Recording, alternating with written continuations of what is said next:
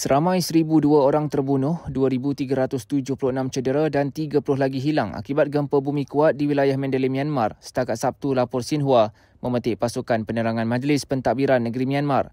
Gempa bumi dengan magnitudo 7.7 menggegarkan negara itu pada Jumaat menurut pasukan penerangan berkenaan.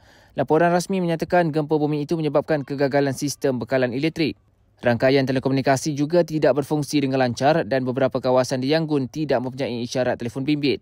Banyak bangunan mengalami kerosakan dan operasi menyelamat sedang giat dijalankan.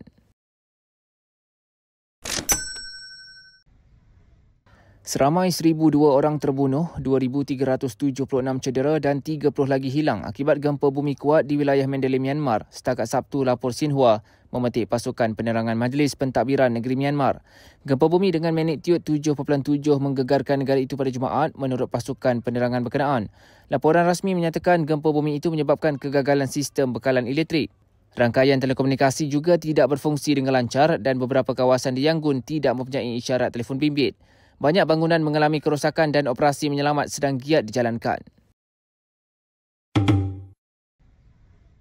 Seramai 1,002 orang terbunuh, 2,376 cedera dan 30 lagi hilang akibat gempa bumi kuat di wilayah Mandalay, Myanmar. Setakat Sabtu, lapor Xinhua memetik pasukan penerangan Majlis Pentadbiran Negeri Myanmar. Gempa bumi dengan magnitudo 7.7 menggegarkan negara itu pada Jumaat menurut pasukan penerangan berkenaan. Laporan rasmi menyatakan gempa bumi itu menyebabkan kegagalan sistem bekalan elektrik. Rangkaian telekomunikasi juga tidak berfungsi dengan lancar dan beberapa kawasan di Yangon tidak mempunyai isyarat telefon bimbit. Banyak bangunan mengalami kerosakan dan operasi menyelamat sedang giat dijalankan.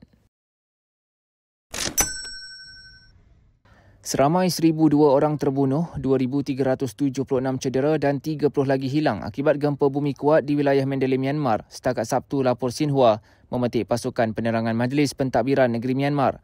Gempa bumi dengan magnitudo 7.7 menggegarkan negara itu pada Jumaat menurut pasukan penerangan berkenaan. Laporan rasmi menyatakan gempa bumi itu menyebabkan kegagalan sistem bekalan elektrik. Rangkaian telekomunikasi juga tidak berfungsi dengan lancar dan beberapa kawasan di Yangon tidak mempunyai isyarat telefon bimbit. Banyak bangunan mengalami kerosakan dan operasi menyelamat sedang giat dijalankan. 想要马来文变得666，说的6，听的6，写的有6，那就记得关注小明老师。